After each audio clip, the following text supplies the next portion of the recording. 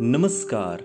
आप सुन रहे हैं द माइथोलॉजी रेडियो और आज की कहानी है महाभारत की नायिका द्रौपदी के दिए एक श्राप की। पौराणिक मान्यताओं के मुताबिक कई ऋषि और मुनियों ने क्रोधित होकर शाप दिया है, लेकिन ऐसे कई शाप महाभारत के काल में भी दिए गए थे और आज भी उनका असर धरती पर दिखाई देता है। पांडवों की पत्नी द्रौपदी का किरदार भी बहुत रोचक रहा। द्रौपदी को पांचाल राज्य के नाम के आधार पर पांचाली भी कहा जाता है। द्रौपदी ने स्वयंवर रचाया था और उनकी शादी पांडवों के साथ हुई थी और इसके पीछे एक महत्वपूर्ण कथा है। लेकिन शादी के बाद उनकी अनेक शर्तों का पालन पांडवों को करना पड़ा। पूरे इतिहास में उनके जैसी स्त्री नहीं हुई। द्रौपदी के साथ उस महाकथा में द्रौपदी के साथ जितना अन्याय हुआ उतना किसी के साथ नहीं हुआ। महाभारत में कई कथाएं प्रचलित हैं।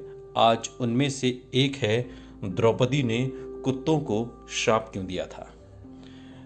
द्रौपदी को दिए हुए कई शाप आज भी धरती पर अपना असर लिए हुए हैं। जब द्रौपदी 5 पांडवों के साथ विवाह करके आईं तो उन्होंने एक शर्त रखी थी कि एक समय पर केवल एक भाई ही द्रौपदी के कक्ष में प्रवेश करेगा।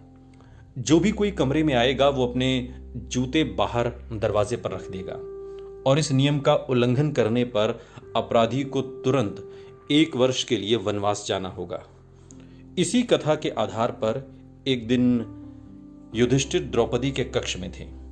तभी एक कुत्ता दरवाजे के बाहर से युधिष्ठिर के जूते चुरा ले गया और इसके बाद अनजाने में अर्जुन ने कक्ष में प्रवेश कर लिया और अपने बड़े भाई को द्रौपदी के साथ देख लिया और शर्त के मुताबिक अर्जुन को फिर निर्वासित होना पड़ा। द्रौपदी को इस पर बहुत शर्मिंदगी महसूस हुई और उन्होंने कुत्ते पर क्रोध सारा का सारा निकाल दिया जिसने युधिष्ठिर के जूते चुराए थे।